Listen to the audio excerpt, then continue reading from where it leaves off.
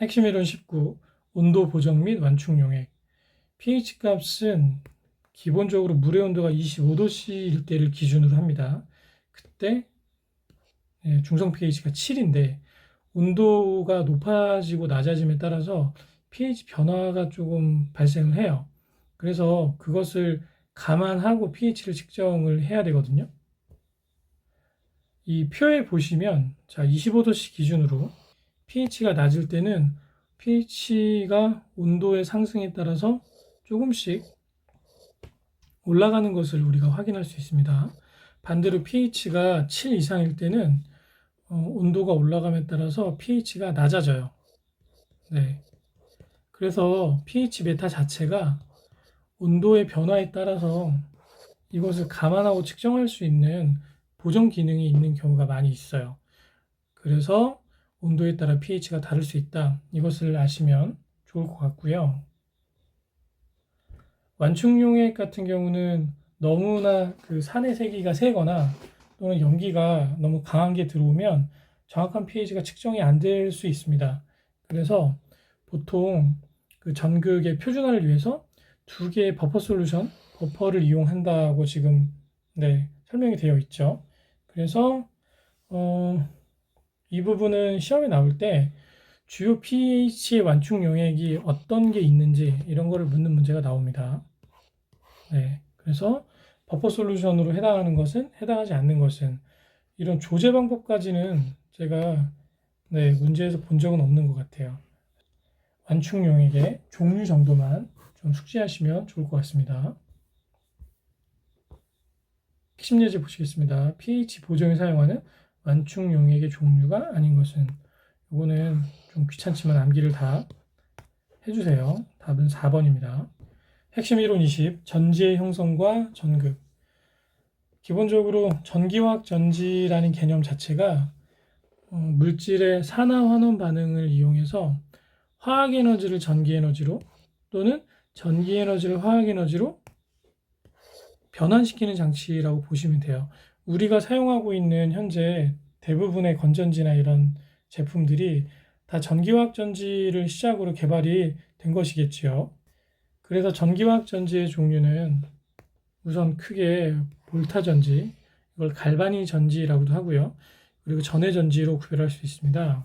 볼타 전지는 아연판과 구리판, 아연판을 이제 음극에서 사용하고, 이게 이제 산화입니다. 구리판을 양극, 여기서 환원이 일어나요. 산화와 환원, 음극과 양극의 역할을 할 수 있게 넣어두고, 묽은 황산 수용액 상태에서 여기서는 수소이온의 발생을 유도를 하는 거죠. 도선으로 연결한 전지라고 보시면 돼요. 화학전지의 가장 처음에 개발된 형태의 전지이고, 그리고 이런 전기에너지, 화학에너지를 전기에너지로 변환한다. 기본적으로 자발적인 산화하는 반응에 의해서 전기가 발생한다. 이런 건 모든 전지가 다 동일합니다. 그러나 볼타 전지의 가장 치명적인 약점은 분극 현상입니다. 볼타 전지가 처음 연결을 하면 새 전지는 보통 1.1V의 전압을 가져요. 그런데 분극 현상이 일어나게 되면 효율이 굉장히 낮게 떨어집니다. 0.4에서 0.5V, 약 50에서 60% 정도 효율 저하가 발생하는데요. 이것은 양극에서 발생한 그 수소기체가 구리판에 자꾸 붙어서 수소의 환원 반응을 방해하게 됩니다. 그래서 시간이 조금만 지나도 효율이 확 떨어지는 그런 문제가 발생한다. 이게 볼타 전지의 특징이에요. 그래서 그림을 보시면 여기가 이제 음극이죠. 그리고 여기는 양극입니다. 그러면 여기서 발생한 전자가 도선을 따라서 이동을 하는 겁니다. 이동하는 과정에 이런 등을 달아놓으면 빛이 나겠죠. 그래서 전자의 이동에 따라서 음극에서 양극으로 전자가 이동을 하고, 이게 밖으로 빠져나가면서 수소와 결합을 해서 수소 분자를 만드는데, 이 수소 분자가 자꾸 이 구리판에 밀러붙는 거예요. 그래서 효율을 저하시키는 현상을 뭐라고 한다? 분극 현상. 그리고 이 부분은 볼타 전지에서 아연과 구리가 어떻게 산화와 환원 반응을 이루는지, 그리고 알자 반응이 어떻게 구성되는지, 산화와 환원 반응을 더하면 알자 반응이 되겠죠.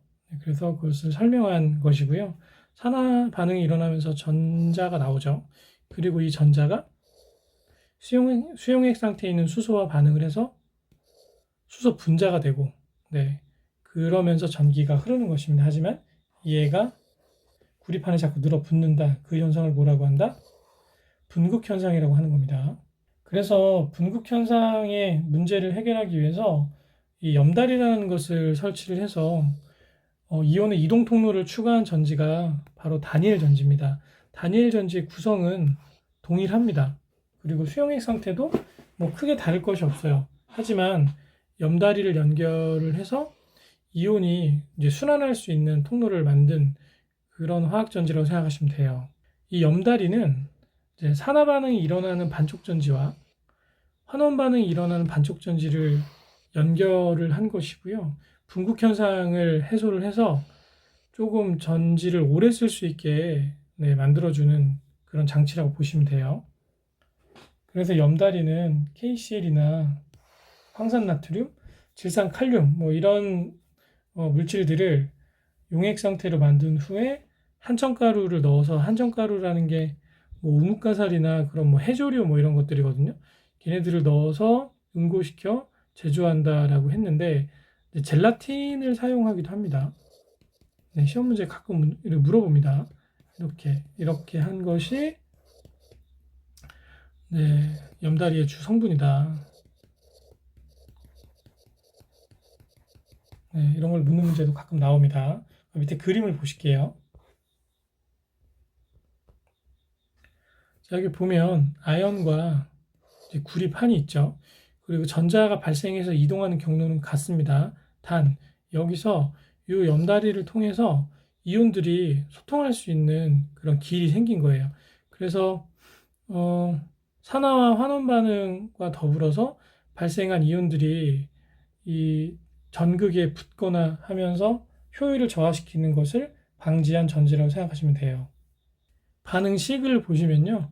아연이 황산 아연이 되고 황산 구리가 되는 겁니다. 그래서 산화 반응에서는 두 개의 전자를 내놓죠.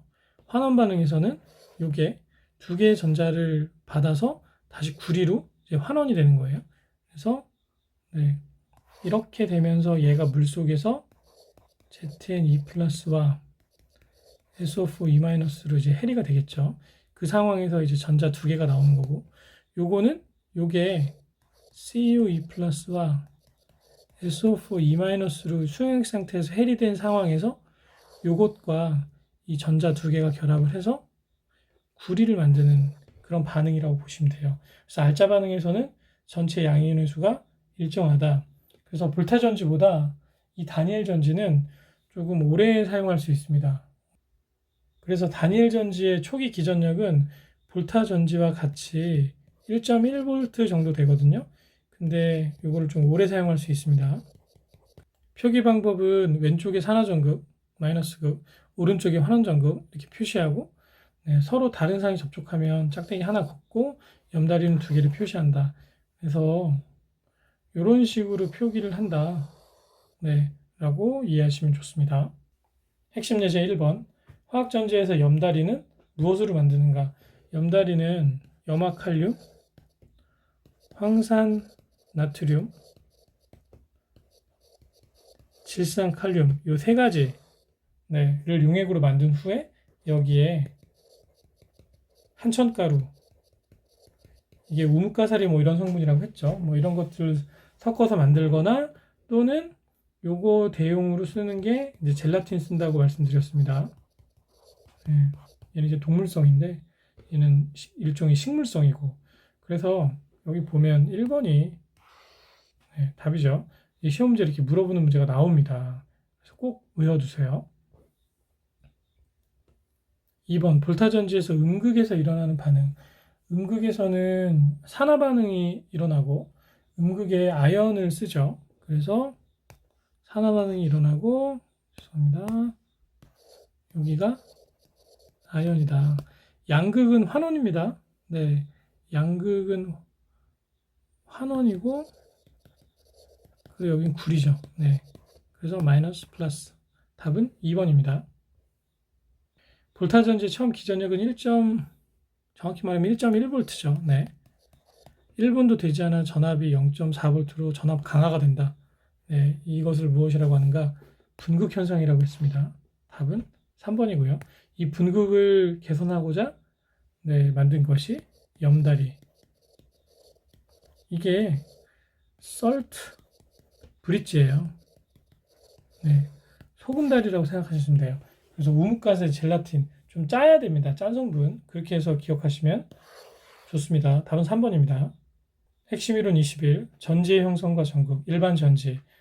이제 여기서는 일반 전지, 우리가 현재 사용하고 있는 다양한 전지에 대한 설명이 간단간단하게 나옵니다.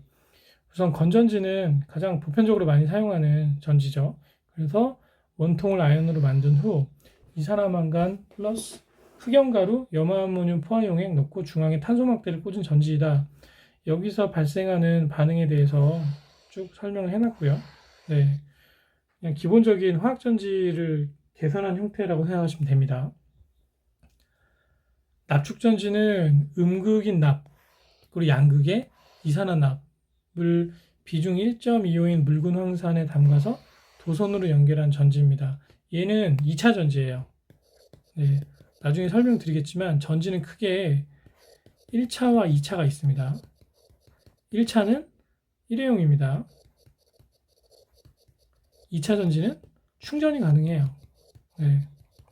그래서 납축전지는 대표적인 충전이 가능한 가격이 저렴한 2차 전지라고 생각하시면 돼요. 또한 소재들도 생각보다 구하기 그렇게 어렵지 않은 소재로 만들 수 있어요. 단, 납축전지의 가장 큰 단점은 굉장히 무겁고, 그리고 잘못하면 이 황산이 유출되거나 이런 이런 것들이 유출됐을 때 환경에 안 좋을 수 있다. 뭐 그런 내용으로 이해하시면 좋아요.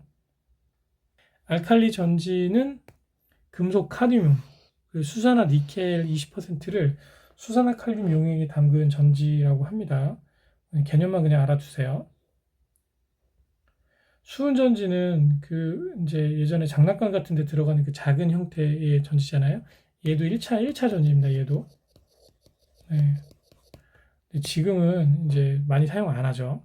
그래서 여기 보시면, 네. 그래서 음극과 양극. 보통 음극에는 대부분 아연을 많이 사용을 합니다. 아연이 워낙 전자를 잘 방출시키니까. 그리고 산화수은을 이용해서 이제 양극에서 반응을 유도하고, 네, 전체 반응 보면 이런 식으로 생성이 된다. 연료전지. 연료와 산소를 전지의 산화제와 환원제로 이용해서 전기적 에너지를 얻는다고 나와 있는데, 연료전지는 1차도 아니고 2차 전지도 아닙니다. 얘는 굳이 얘기하자면 3차 전지예요. 3차 전지. 3차 전지의 특징은 외부로부터의 어떤 에너지 공급이 계속 유입이 되면 스스로 전기를 생산이 가능합니다. 그래서 스스로 전기를 생산 가능한지 안 하는지의 기준으로 1, 2차와 3차로 구별할 수 있습니다. 그래서 개념을 알아두시고 3차 전지로 구분하는 기준이 무엇인지 꼭 숙지하시기 바랍니다. 핵심 예제. 다음 납축전지에 대한 설명으로 틀린 것은, 납축전지는 가장 대표적인 2차 전지라고 말씀드렸죠. 그래서 충전과 방전이 동시에 일어납니다. 모두 일어납니다. 또한 산화전극에서 일어나는 반응식과 환원전극에서 일어나는 반응식 모두 꼭 숙지를 해두시고요.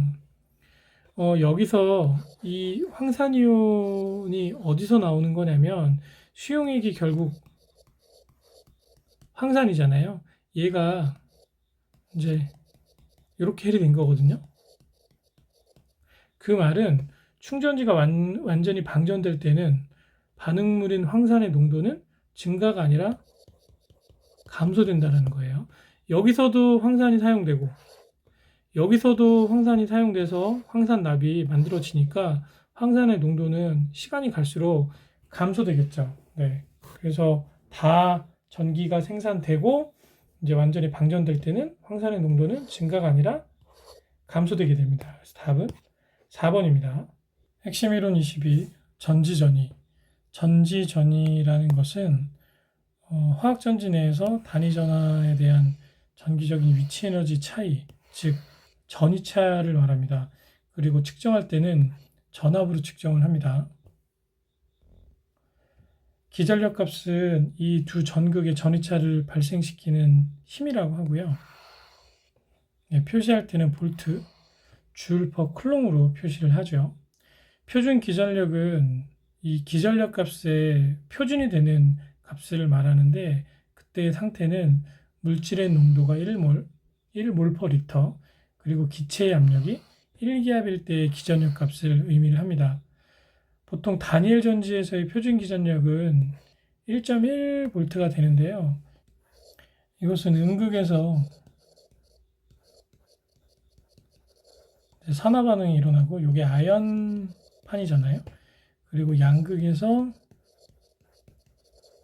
환원 반응이 일어나고, 이게 구리입니다. 이때 음극이 가지고 있는 그 표준 산화전이는 마이너스 0.762V고요. 양극 표준 환원전이는 약 0.339V입니다. 그러면 밑에 있는 기전력 계산식에 따라서 이게 지금 바뀌었거든요. 제가 책 수정을 할 겁니다. 이렇게 바꿔야 됩니다. 그래서 표준 환원전이 빼기 표준 산화전이가 되는 거죠. 그래서 0.339가 여기 오고요. 빼기 마이너스 0.762. 네, 그럼 마이너스 플러스 바꾸죠. 그래서 요거와 요거를 더한 값이 대략적으로 1.1V가 되는 겁니다. 그래서 다니엘 전지의 표준 기전력은 1.1V로 오랫동안 사용할 수 있겠죠. 염다리가 있으니까. 이 표준 수소 전극은 25도씨에서 수소이온의 양이 1몰 퍼 리터인 산성 용액에, 요게 중요합니다. 백금 전극을 활용한다. 네, 백금 전극을 꽂고 수소 기체가 1기압으로 백금 전극을 통해 발생하는 구조. 이 기본 구조에서 이 전극을 뭐로 사용하는지를 시험 문제에 많이 물어봅니다. 그래서 표준 수소 전극은 전이값을 0으로 기준으로 삼는 거예요. 그래서 모든 표준 전극 전이의 기준이 된다라고 생각하시면 됩니다. 그래서 표현할 때는 여기 제로값을 붙이죠. 그래서 가장 기본이 되는 이 그 전이값이다. 그래서 25도씨 1몰에서 전자 두 개와 수소가 반응해서 수소 분자를 형성했을 때의 그 전이값으로 이해하시면 됩니다. 그래서 표준 수소 전극을 보시면 기본적으로 수소가 1기압이고 온도는 25도씨죠. 네, 그리고 백금 전극이 반드시 포함되어야 된다. 여기 시험 문제 많이 나옵니다. 조건 중에 3. 표준 전극 전위. 표준 전극 전위는 보통 표준 환원 전위로 표시를 해서 사용을 합니다. 부호를 바꾸면 이걸 표준 산화 전위로도 표시가 가능한데, 보통은 환원 전위로 쓴다라는 사실. 그래서 25도씨 1기압에서 전해질 농도가 1몰/리터인 반촉 전지를 양극, 표준 수소 전극을 기준으로 측정한 반촉 전지의 전위이다. 이 값을 통해서 반응이 얼마나 잘 일어나는지 이 값의 크기를 가지고 우리가 유추를 할 수 있어요. 그래서 표준 전극 전위의 값의 크기에 따라서 이것이 정반응이냐 역반응이냐를 우리가 결정할 수 있어요. 즉 이제로 값이 0보다 크면 오른쪽으로 반응이 진행되는 정반응이 우세한 것이고, 반대로 이제 이제로 값이 0보다 작으면 오른쪽에서 왼쪽으로 반응이 진행되는 것이겠죠. 아까 말씀드린 대로 이제 표준 산화 전위와 표준 환원 전위는 값은 똑같습니다. 근데 플러스냐 마이너스냐 그 차이로 생각하시면 돼요. 아래 표는 반쪽전지의 표준 환원 전이값을 표시를 한 것인데요. 보시면 이제 다니엘 전지, 뭐 볼타 전지도 뭐 마찬가지긴 한데, 자 구리의 값과 그 다음에 아연의 값, 이것을 보면 이게 이제 환원 반응이고, 이게 이제 산화 반응이잖아요. 네, 그래서 이제 환원 전이 값에서 빼기 마이너스 환원 산화 전이, 이렇게 하면 1V가 나온다고 했잖아요. 그래서 기전력 값이 1.1V가 되는 겁니다.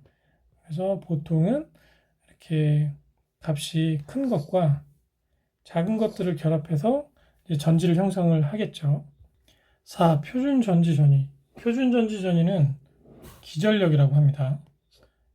근데 앞에 이제 표준 기전력에 대해서 우리가 공부를 했잖아요. 표준 전지 전이 안에 이제 표준 기전력이 포함이 되는 거겠죠. 표준 기전력은 이제 농도와 압력이 일정 조건일 때, 즉 물질의 농도가 1몰/리터 그리고 압력이 1기압일 때의 기전력 값이고, 이 표준 전지 전이라는 것은 그것을 포함한 그 두 전극의 모든 전이 차를 우리가 통칭을 한다고 보시면 돼요. 그래서 표준 전지 전이 값을 계산을 했을 때 0보다 크면 환원 정반응, 0보다 작으면 산화 역반응입니다. 그래서 표준 전지 전이 값과 자유에너지의 변화의 값을 우리가 환산할 수 있거든요. 여기 식을 보시면 자유에너지 변화는 몰수와 패러데이 상수와 표준 전지 전이 값을 곱한 것에 음수화를 시킨 값으로 우리가 계산을 할 수 있습니다. 즉 표준 전지 전이 값이 양수면 여기가 음수가 됨으로 인해서 델타 G 값이 음수로 우리가 계산이 가능하고, 그것을 보통 자발적 반응이라고 이야기를 합니다. 반대로 표준 전지 전이 값이 음수가 되면 음수 곱하기 음수는 양수가 되겠죠. 그래서 델타 G가 0보다 커지게 돼요. 이런 경우에 비자발적 반응이라고 이야기를 하는 겁니다. 자, 이것을 기준으로 문제를 한번 풀어보시겠습니다. 1번 표준 수소 전극에 대한 설명으로 틀린 것은 분압 1기압 맞고요. 수소 전극의 구성은 구리가 아니라 백금이죠, 백금. 네. 그래서 이게 틀리죠. 이온의 평균 활동도는 1에 가깝죠. 거의 그냥 1이라고 생각하면 되고요. 다른 건 다 맞아요. 그래서 답은 2번입니다. 2번 보시겠습니다. 이가철을 황산 산성 상태에서 과망간산 이온으로 적정을 합니다. 그때 이제로 값이 나오고 이 전이차 값이 0.78V입니다. 그럼 이게 1로 들어가겠죠. 즉 0.78 플러스 0.059 1에 로그 C 값인데, 이 C를 어떻게 정하냐면 80%의 이가 처리, 네, 삼가철로 산화가 됐습니다. 즉 원래는 이렇게 생긴 것이 이렇게 플러스 전자가 어느 정도 나왔겠죠. 그리고 이제 산화가 미처 안 된 이가 철이 있을 겁니다. 그러면 요게 산화가 안 된 거고요. 요게 산화가 된 거죠. 로그 C 값은 요 C에 산화가 된 것을 안 된 것으로 하고 로그를 뒤집어 씌우면 요게 이제 C가 됩니다. 그래서 이 값에 20분의 80분은 4잖아요. 로그 C를 넣어서 계산을 하시면 될 거예요. 한번 계산을 해보도록 하겠습니다. 자, 여기 보시면 0.78 더하기죠. 더하기 괄호 열고 0.0591 곱하기 로그 4죠. 하면 얼마죠? 0.815가 나옵니다. 그랬을 때 0.815가 있나요? 네, 2번에 있죠. 그래서 답이 2번이 되는 거예요. 3번 보시겠습니다. FE3 플러스 FE 플러스 CU2 플러스 CU0로 구성되어 있는 가상전지에서 얻을 수 있는 전위는 철이 구리보다 조금 더 환원 능력이 더 셉니다. 그쵸? 그래서 보통은 구리도 환원력이 세서 구리가 이제 환원 전극으로 많이 사용되거든요.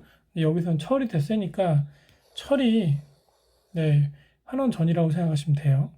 그래서 0.771 그리고 빼기 요 구리의 값 0.337 하면 답이 나오죠. 네. 답은 1번이죠. 4번 Fe 플러스 이온이 Fe3 플러스 이온으로 60% 산화되었다.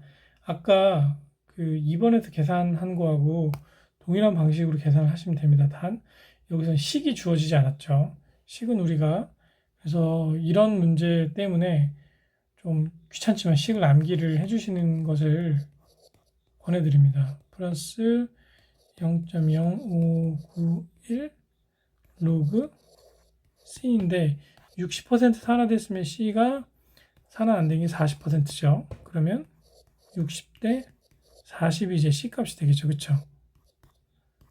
2분의 3. 1.5네요. 네. 그럼 계산 한번 해보겠습니다. 자, 보시면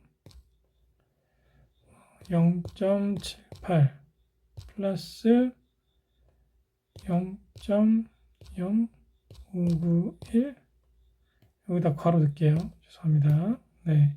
곱하기 로그 1.5 괄호 두 번 닫으면 0.7904 뭐 이렇게 나오죠. 그쵸? 그러면 0.79 뭐 이런 값이 있나요? 네. 3번에 있네요. 답은 3번입니다.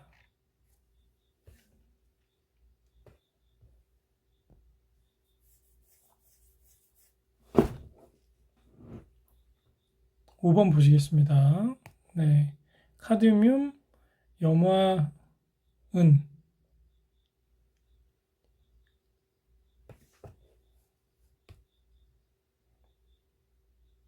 5번 보시겠습니다. 이 카드뮴과 염화은을 집어넣은 형태의 5번 보시겠습니다. 카드뮴과 염화은을 반응시킨 이 반응식인데요. 이때 그 전지 반응에서 카드뮴의 델타 G 값이 150kJ/몰이라고 나와 있죠. 그럼 이것을 가지고 전압으로 환산을 하는 방법. 델타 G 값이 마이너스 N 곱하기 F 여기 쿨롬 값 곱하기 2죠. 근데 얘가 지금 마이너스 150kJ이잖아요. 그러면 줄로 좀 바꿔볼게요. 그러면 1000을 곱하면 되죠. 하고 000 값은 그리고 여기 보면 전자를 두 개씩 주고받잖아요. 그쵸? 네. 그래서 마이너스 2가 되고 패러데이 상수는 동일합니다. 2몰 곱하기 96,500 곱하기 자, 이 값이 되겠죠. 그럼 2만 남기고 다 이항을 한번 해볼게요. 요거 계산 한번 해보겠습니다. 자, 이 값은 15만 나누기 괄호 열고 2 곱하기 96,500이죠. 하면 얼마입니까? 0.777 뭐 이렇게 나오잖아요. 그러면 여기서 어차피 마이너스니까 부호는 없어져요. 네. 그래서 이 값은 0.777V가 나옵니다. 그래서 답은 3번이에요. 핵심 이론 23 폴라로그래피. 폴라로그래피는 산화성 물질 또는 환원성 물질로 이루어진 대상 용액을 전기화학적으로 분석하는 방법이라고 나와 있는데요. 이게 전기 분석법이 여러 가지가 있어요. 예를 들어 이제 전이차로 분석하는 방법이 있고 또 이제 전도도로 분석하는 방법도 있고 또 전기량으로 분석하는 방법도 있다고 그랬죠. 그런데 이제 폴라로그래피는 전압과 전류를 분석하는 방법의 대표적인 방법 중에 하나입니다. 그래서 전압이나 전류를 측정을 해서 물질을 정량, 정성 분석하는 방법이고요. 얘는 전극이 3개예요. 이제 지시 전극, 작업 전극, 기준 전극 해서 3가지 전극을 사용하거든요. 그래서 그 내용을 이제 설명을 드리겠습니다. 자, 원리는 기본적으로 적하수은 전극을 음극으로 사용하고 비분극성 전극을 양극으로 해서 전기 분해를 합니다. 근데 여기 이제 전극이 하나 더 들어가겠죠. 그리고 전기 분해할 때 나타나는 그 전압, 전류 곡선을 우리가 폴라로그래피라고 한다. 그럼 3가지 전극에 대해서 설명을 드리겠습니다. 기준 전극은 이제 전위값이 정확하게 알려져 있는 전극을 말합니다. 그리고 이제 일정 전위값을 꾸준히 유지시켜주는 역할을 하죠. 보통 포화 칼로멜 전극을 사용한다. 이게 뭐 사용하는지가 시험 문제에 물어봅니다. 작업 전극은 이제 분석하고자 하는 물질이 실제로 반응하는 전극이죠. 분석하고자 하는 물질이 실제로 반응하는 전극으로 적하수은 전극, 다른 전극도 씁니다. 근데 적하수은 전극을 가장 많이 사용한다. 지시 전극은 이제 화학 반응에는 관여를 안 해요. 그리고 이 지시 전극의 역할은 전자 전달입니다. 전자 전달. 그럼 그림을 보시면서 설명을 드리겠습니다. A가 요게 바로 이제 전해 용기죠. 전기 분해하고자 하는 대상 시료가 담겨 있겠죠. 그리고 요게 이제 대상 시료가 되고 여기서 반응이 일어나면 요 C가 이제 작업 전극이에요. 우리가 적하수는 쓴다고 했죠. 그래서 여기서 전기 분해가 일어나는 것을 이제 측정을 해서 여기 검유계나 또는 전압계 그리고 전이차계 이런 것을 이용해서 측정을 하는 겁니다. 그래서 그 값을 기준으로 이 물질이 무엇이다 라고 분석할 수 있는 거죠. 우리가 외부 전위에 대한 대상 물질의 농도 값에 따라서 발생한 전류를 하나의 그 곡선으로 그리거든요. 그 곡선이 바로 폴라로그램이에요. 그 곡선을 분석을 해보면 그 안에 한계 전류값, 확산 전류값, 반파 전위 이 3가지를 우리가 확인할 수 있어요. 한계 전류는 반응 물질이 수은 표면에 전달되는 속도의 한계 때문에 발생하는 전류값이라고 규정을 하고요. 확산 전류는 이 한계 전류값에서 그러니까 산화환원 반응 이외의 어떤 다른 요인으로 인해서 발생하는 그 전류값이 있어요. 그걸 우리가 잔류 전류라고 하는데 그것을 뺀 값이라고 생각하면 돼요. 이 확산 전류 값을 이용해서 정량 분석을 한다고 합니다. 또한 이온의 농도가 이제 커지면 커질수록 이 확산 전류 값도 비례해서 빠르게 증가한다고 하네요. 반파 전위는 확산 전류 값의 절반이 되는 그 전위 값을 말하고요. 주로 정성 분석에 이용을 하게 됩니다. 적하수은 전극의 장단점에 대해서 설명을 해드리겠습니다. 적하수은 전극은 이제 지속적인 분석이 용이한 장점이 있습니다. 이게 이제 수은방울도 계속 재생이 되고 또 반응 조건을 이제 초기 조건을 유지하는 것도 어렵지 않기 때문에 계속 분석하기도 쉽고 또한 2번, 3번, 4번 여러 번 분석을 했을 때 다른 전극에 비해서 재현성이 뛰어난 장점이 있다고 합니다. 반면에 수은이 이제 산화되는 산화율이 되게 높아서 산화전극으로 사용하는 것도 어렵고 잔류전류가 이제 측정값을 방해하는 경우가 있어서 이런 단점이 있다고 합니다. 그래서 대부분 금속 이온의 미량 분석에 이 폴라로그램 방법을 사용하겠죠. 1번 폴라로그래피에서 얻은 폴라로그램 중 어느 것을 정성 분석에 이용하는가? 정량 분석에 이용하는 게 확산이고요. 정성 분석에 이용하는 게 반파전입니다. 그리고 확산전위에 절반값이죠.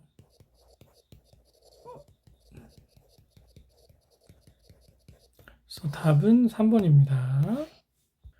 2번 전해 분석 방법 중 폴라로그래피에서 작업 전극에 주로 사용하는 전극은 적하수온 전극이라고 했죠. 답은 2번이고요. 3번 폴라로그래피에서 확산 전류는 조성, 온도, 전극의 특성을 일정하게 하면 무엇에 비례하는가? 전액의 부피, 다 아니고 금속이온의 농도, 이온의 농도가 얼마나 진한지 거기에 따라서 값이 커진다고 했습니다. 답은 3번이고요. 4번 다음 중 전기 전류의 분석 신호를 이용해서 분석하는 방법은 폴라로그래피. 답은 3번입니다.